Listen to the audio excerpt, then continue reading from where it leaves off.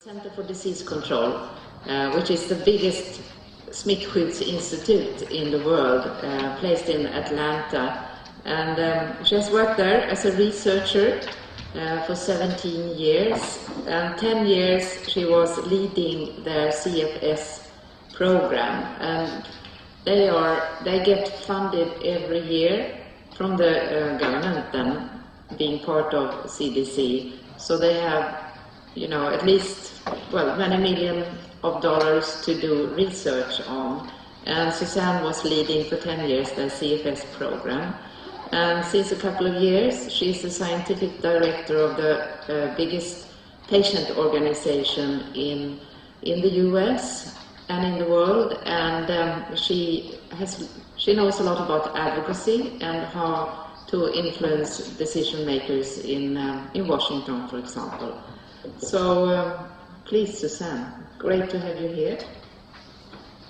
Thank you very much, Brigitte. I'd like to thank Brigitte Evangard, my friend for a very long time, my colleague for a very long time, for this invitation, and of course for being instrumental in organizing this important event. And I would like to thank the Stockholm County Council for hosting us in this lovely facility, and of course being very appreciative of the importance of the public health impact of CFS, not only in Sweden but throughout the world. And finally, I'd like to thank the patient organization for being instrumental in bringing CFS really to the forefront of our healthcare systems, again, not only in Sweden but throughout the world. As Brigitte said, I am a scientist, but I was a laboratory scientist for a very long time, 17 years, and I made the move from the CDC to the scientific director of the CFIDS Association because I thought there was a tremendous amount of hope and hope in the research that we had conducted over the years, we being the big we, the work that Dr. Komroff and Professor Watanabe have spoken about, and translating that research into an impact for the patient community, and also bringing that research, that evidence, that information to our policymakers to help them understand how important it is that we use this information to fairly allocate the resources that are needed in order to push the research arena forward in CFS. I think it's very important to realize that we can do a lot of very good research without, you know, a tremendous amount of resources. What Dr. Watanabe showed is it's amazing what they have been able to do with the money that has been allocated towards that Center of Excellence and towards that program. It's not, you know, a bunch of money. And it's the same thing in the United States. Without very much money, it's about the equivalent of $10 million a year for the NIH extramural research program and the CDC's intramural program to generate that 4,500 publications. So not much money can go a long way. And I think it's important that we think about our research strategically and in a very coordinated fashion.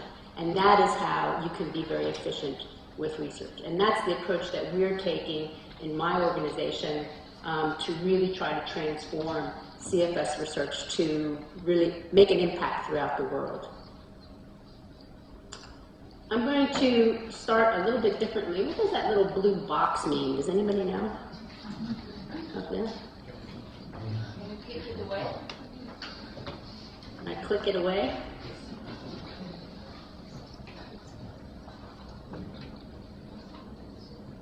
Watanabe.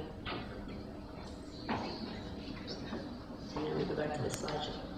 I want to start, before I jump into how we are transforming research, I want to try to switch gears a little bit and not talk about phenomenal research that both Professor Komarov and Watanabe have talked about. Where's the slideshow? Oh, there it is, right there.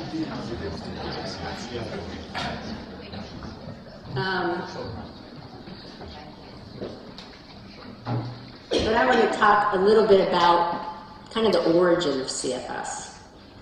I was asked by the Department of Health and Human Services, the department in our government that basically oversees all of the health in the United States, to try to help them understand the evolution of the name CFS.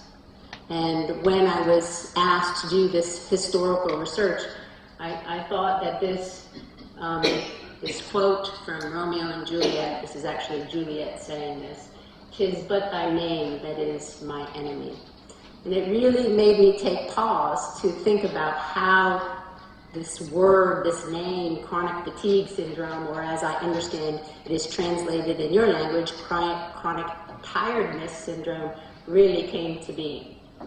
And I think by the time I'm through with this, you'll agree that it's a quite unfortunate name indeed. This is the timeline that I came up with my research that I've been conducting over the past 2 years to really try to understand the history of CFS. And I have it in quotes again because this is now what we call it. Okay, so a little under 100 years ago, there have been outbreaks of what we now know as CFS throughout history. And over history, they have been called various things, from poliomyelitis, and this was actually a unique outbreak of poliomyelitis because polio wasn't isolated, but it simulated poliovirus disease, Iceland disease, and this was then found in New York, and because it was very similar to this infectious disease outbreak that occurred in Iceland, they also called it Iceland disease. Epidemic neuromyasthenia, again, some type of infectious disease outbreak that had neurologic manifestations. Encephalomyelitis, another outbreak simulating poliomyelitis. Again, epidemic neuromyasthenia. Benign myalgic encephalomyelitis, epidemic neuromyasthenia. And then in 1984, chronic mono-like syndrome. And then finally in 1988, when this case definition was formed because of this particular outbreak here, we have the name chronic fatigue syndrome given. And interestingly, once this name was coined in 1988, we no longer have CFS being associated with outbreaks.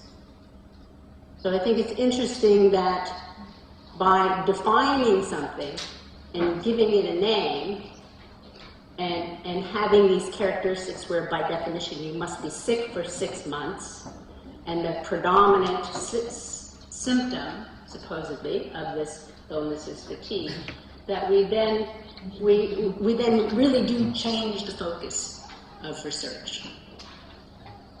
At least since how the research has been conducted since this time. I want to go back a little bit to the 1956 outbreak that occurred in Punta Gorda, Florida. And I have a picture of this man. This is D.A. Henderson. This is a very famous man. And I'll get to it, but D.A. Henderson is known for the eradication of smallpox. He's been given presidential awards. He's professor at Johns Hopkins and University of Pittsburgh. Very important, famous individual who's done incredible work in his life. This was the man who investigated this outbreak in 1956. And what he found was that there was a high attack rate in women, and, interestingly enough, in surrounding hospitals and healthcare situations, the rate of attack was actually higher in these hospitals than in the population. They concluded that it was indeed an infectious outbreak, but they were unable to successfully isolate an agent. Now this outbreak they called epidemic neuromyasthenia, and I wanted to contact him to see what he thought about CFS today. I'm going to share this with you. This is an email that was just, it's a couple months old. And I want to point out a couple of things on this email, and they're underlined. Suzanne, it's good to know that there are those still wrestling with this miserable disease. And I think this is important, again, because this is a no-nonsense guy. This is a guy that eradicated smallpox from the face of this earth. And he is saying that this is a miserable disease. When we first saw our patients in Punta Gorda, we were puzzled, wondered what the entity could be, and increasingly impressed by the debilitating symptoms. Again, this was something they were taking incredibly seriously. We brought the head of the Department of Neurology at Duke to Punta Gorda to examine a number of patients. He confirmed what we had found, but had no idea as to whether the physiological process or a hypothesis about the etiology. The epidemiological picture strongly favored a microorganism as the etiologic agent. Again, perfect CDC type of investigation. They went into the population, they conducted their investigation, they concluded that it was some type of infectious process, but were not successful in isolating the agent. So this is a man who basically 50 years later is writing me and saying that this is a very serious condition that fits the picture, the epidemiologic picture of an infectious outbreak and infectious disease, but we have still not been able to figure it out. And I find it very striking that someone of this caliber, and of course, like Drs. Kamroff and Watanabe, are still wrestling with this horrible illness. And I'd like to again thank you for the attention that you're giving to CFS today. It's very important that we work together to try to figure this out. I want to step back or step forward now to the 1984 outbreak, which was a cluster of patients that had chronic mononucleosis-like illness. And this is, as many of you may know, the Incline Village outbreak. CDC went in and investigated again, were not successful in isolating any type of unique or novel agent, but were able to show that a number of viruses had elevated antibodies. This is very similar to the work that both Dr. Kamroff and Watanabe have spoken about, and that the patients had features of some type of infectious process going on. So again, all of our evidence does seem to point to something that's indicating infection or an infectious process, or the immune system recognizing something that's going on. We just haven't been able to crack it yet. And then in 1988, as I indicated on my timeline, this name CFS was coined. And there really isn't any good explanation for this unfortunate name other than the predominant feature of the illness being fatigue. And I think there's other unfortunate aspects of this definition in that we now require people to be sick for 6 months. And so you can think if you're an infectious disease specialist, if you wait 6 months, where could that agent be? Where could that infectious agent be? Gone into a different tissue, something, now beyond detection. And if I go back to, I won't go back to Dr. Henderson's email, but what he said is we thought that we were looking at people too late. And we actually designed studies to study outbreaks and get samples from people before they got sick so that we could actually find that infectious agent. So the name's unfortunate, and I think we have not been studying chronic fatigue syndrome correctly for some time now. So I think we need to have a paradigm shift. We need to really transform the way that we think about and do CFS research in order to be able to identify the biomarkers that we need to be objective about the way we think about CFS and also the way we treat it. These are just some of the commonalities amongst all of those outbreaks. And again, in an epidemiologic sense, it just cries out infection, infectious origin. CFS still occurs today as a consequence of infectious disease outbreaks. Here are 21st century examples of infectious disease outbreaks that now have people still sick because they got sick with these agents. So we have dengue infection, which is a mosquito-borne virus, is causing post-infection fatigue syndrome, or CFS. We have West Nile infection, which swept across the United States. I don't know what West Nile is doing in Europe and Scandinavian countries, but it swept across the U.S. over the past 5 years. And now we have severe neuropsychologic impairment associated with West Nile infection, a post-infection fatigue syndrome following West Nile. Chronic Lyme disease caused by Borrelia burgdorferi, the tick-borne disease. That's also a post-infection fatigue. We have SARS. This paper just out. SARS, again, many of you familiar with this viral infection that swept across the world from Hong Kong all the way, really global. Now it is demonstrated that people there's a post-SARS syndrome that is characterized by severe sleep impairment and cognitive impairment that is clinically identical to chronic fatigue syndrome. And finally, chikungunya virus, another RNA virus that causes a lot of arthralgia, joint pain and muscle pain, and a post-chikungunya syndrome that is clinically identical to CFS. So CFS is a consequence of infection, of acute infection. And I think the name that we've given this and the way that we've defined this syndrome is problematic, to say the least. CFS today is a major public health issue.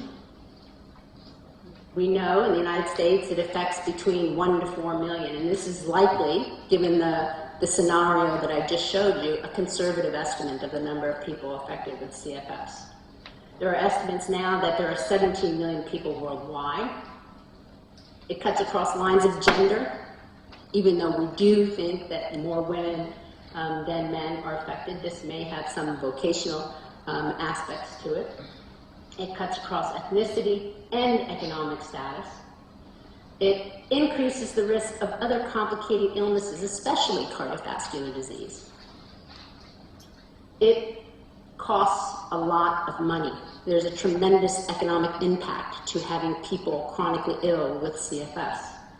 Indirect costs, this is some work that I did when I was at CDC, are about $9 billion a year.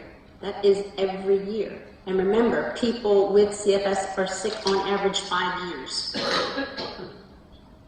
Indirect and direct healthcare costs are estimated at $25 billion a year. Now, the Walmart profit margin is $9 billion. So this takes a tremendous economic toll, let alone the personal and tolls, other tolls that we know CFS takes. How do we get over this? Objective markers are needed. We know that there are no FDA-approved treatments for CFS, and medical care is limited to symptom relief so far, and supportive therapy. Surveys conducted by the CDC, Medscape, which is an online medical education company that actually functions worldwide, and my organization, finds that 50,000 medical professionals who took a continuing medical education course and survey following that course regard CFS as a real illness, but the absence of definitive diagnostic tests and evidence-based treatments makes them reluctant to attend to CFS patients.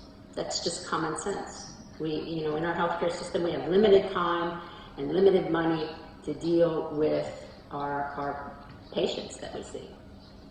So they're basically saying, give us the objective markers and we can do this, because we know it's a serious problem. So there's been little progress for a very big problem. And, you know, I know Dr. Komaroff, oops, I'm going the wrong way. Hold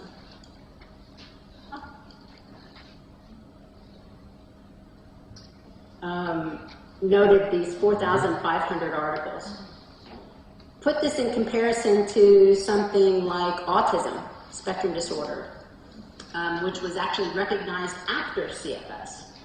And if you go to PubMed and search on autism, you will get 100,000 articles published. So we have a lot of work to do. And I think there's also been a lot more progress in autism because of it, because of more research dollars and a more strategic approach to research. We can do the same thing with CFS. And again, we want to get objective markers, and we want treatment to be a priority. And these are the priorities for my organization. So I'd like to share with you our approach to transforming the research arena in CFS. In 2008, which was about 6 months after I joined the organization, we made a strategic decision to fund innovative studies through a peer review process. We also decided that we were going to leverage the existing data. We were going to look at what the information was in those 4,500 articles and use that. We were going to strengthen international collaborations because teams like Dr. Watanabe's team in Japan are phenomenal, and they have a lot for us to learn from and emulate.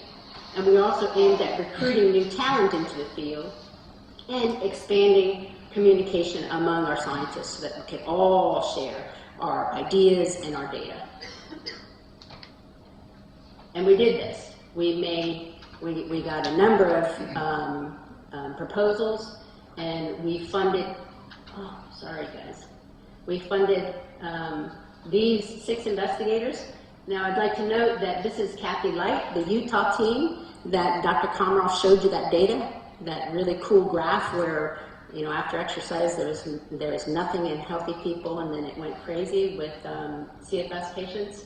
That was research that we funded. The lactate in the cerebral spinal fluid in the brain is done by Dukoma Shangu, also research that we funded. And you're going to be hearing a lot about the research put out by Gordon Broderick, who's looking at combinatorial and integrative approaches to characterizing the immune system in people with CFS in combination with some of these brain markers. Sanjay Shukla is doing the first ever microbiome study in CFS, soon to be published. And I'll show you a little bit in a little while about what Bud Mishra, who's at New York University, the tool, the software kit that he developed for us. And Marvin Meadow is doing a lot of the circulatory and autonomic nervous system work in CFS. We've also brought a number of collaborators from around the world together to meet, again, to share ideas and to help us figure out how we can strategically move forward to make progress. Not only did we fund these investigators, but we worked very closely and collaboratively with them to make sure that the information that they generated stayed in the communication stream. You know, it's not a funded study that then goes on to either not have any impact or significance. We try to keep the research continuing on in a nice fluid stream. Not only did we work collaboratively with them, but the data that they generated then translated into much bigger funding for them. So Gordon Broderick, for example, is now $4.5 million worth of new funding in CFS from the Department of Defense and from the NIH. As I indicated, Bud Mishra has produced this tremendous product for us, which I'll talk to you a little bit about. Kathy Light, again, many NIH grants funding a number of publications with important biomarkers in them. Microbiome data, first of its kind study for CFS, a number of publications on the autonomic nervous system, and the same thing with Tacoma Shangu. So a little bit of money, these are $100,000 grants for 18 months, translating into significant advances, not only for the investigators, but for the field as a whole. 2011 is our next research initiative, and now we're serious about putting research first. Our strategy is to stimulate research aimed at the early detection, objective diagnosis, and effective treatment of CFS through expanded public, private, and commercial investment, with a focus and a priority of treatment in 2011. We're doing this by deepening our expertise. So my organization is small, and I am the one scientific expert in our organization. We've expanded that by adding a scientific board of 12 members. We have from Vanderbilt, UCLA, lawyer in biotechnology, Dr. Klimas at the University of Miami, consultants in strategic initiatives, Warren Broderick, the American Red Cross. This is Roger Dodd, the Vice President of the American Red Cross, the discoverer of recombinant polio, Vincent Raffagnello, and we have representatives in commercial pharmaceutical companies, and of course Cindy Bateman and Nancy Klimas giving us the expert clinical representation we need. We've also learned from and partnered with a number of innovative organizations. These are private, nonprofit organizations, Faster Cures, Michael J. Fox Foundation, the Genetic Alliance. Many of these organizations are using the same type of similar model that we are using in order to really transform the way research is done in the nonprofit sector by organizations such as ours, which work hand in hand with the patient organizations. We also established the first CFS-specific biobank. And this is a biobank that's being established for us to use in research and also for us to offer as a research resource to our funded investigators. I'm really not doing this, so somebody's trying to tell me to hurry up, I think. We engage researchers and policymakers. Part of my job is to identify new people in the area and get them to do it and get them interested in doing CFS research. And another part of my job is to make sure that our policymakers understand what's going on with CFS and how important it is, and for them to increase the funding and make sure that the funding that we do get is used properly. We are also the leading source of CFS research-related information. This year we launched our new website called Research First, and this has weekly blog posts from some of the top researchers in the world in a number of relevant areas. We have a written periodical, or printed periodical, that comes out 2 to 3 times a year. We worked with organizations like the American Association of Blood Biobankers and the American Red Cross to help educate not only the blood community, but the donor community about the problems associated with people with CFS donating blood. We hold monthly webinar series, and we had just an amazing group of people presenting webinars and this is global. We can reach everyone. We have a following on Facebook, Twitter, and YouTube, and we participated in a number of working group activities, including the XMRB working group activities managed by the American Red Cross and the American Association of Blood Biobankers. So here's a quote up top by a famous, his dad, the famous hockey guy, Walter Gretzky. Skate to where the puck is going, not where it has been. And this is a kind of philosophy that we have decided to adopt. We are prepared to meet that puck and lead the transformation of research, and here's how we're going to do it. We're funding a new 2011 research initiative where we let everyone in the world know that we were going to fund research. And we got a number of letters, and we are expecting to receive a number of proposals next month.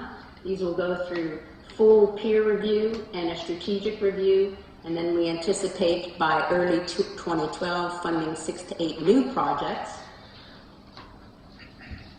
We have also expanded our biobank to be larger and more valuable, now basically using it as a virtual research center where we can have participants from anywhere in the world, and we have become very good at finding control samples, which are very challenging for most research studies to do.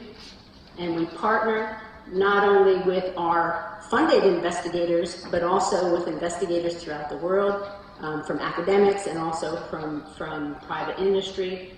And we're really using this tool to enhance the research continuity. Remember, if a study gets published, sometimes that investigator doesn't necessarily get any more money, so their study is done. So now, by having something like this, we are working to ensure the continuity of research, to keep it going, so that these one and done types of studies do not occur anymore. And we're really using this to function as a virtual research center. Just a little bit about this product that was developed by NYU, by one of our funded investigators. It's literally a knowledge base that was built on all the abstracts and a number of full-text publications present in libraries and in PubMed, now kind of packaged in this computer system, if you will. And this has been divided up into very discrete categories of knowledge. And it's now in the process of being analyzed in order to create what we're calling the biomarker hit list, so that we can essentially prioritize the biomarkers and bring these to, again, our policymakers, and also bring it to the pharmaceutical industry so that we can say, look, you know, this is an important molecule and you happen to be studying it. How about if you study it in CFS? So this is one of our newest and, in my opinion, very exciting initiatives that will start in early 2012. So we've expanded collaborations and we've really tightened the networks. This is where we started and this is where we're at now. Again, we've done it strategically and we've done it very cost efficiently. So we've transformed our approach to research. And by doing so, we've raised the bar for the entire field. It will accelerate the process that improves patient care and individual lives, and it will help us satisfy our mission, which is to make CFS widely understood, diagnosable, curable, and preventable. So I'd like to end by saying the best time to plant a tree was 20 years ago, or today. So we're putting research first. The need has never been greater, and the opportunity never more pivotal. Thank you very much for your time.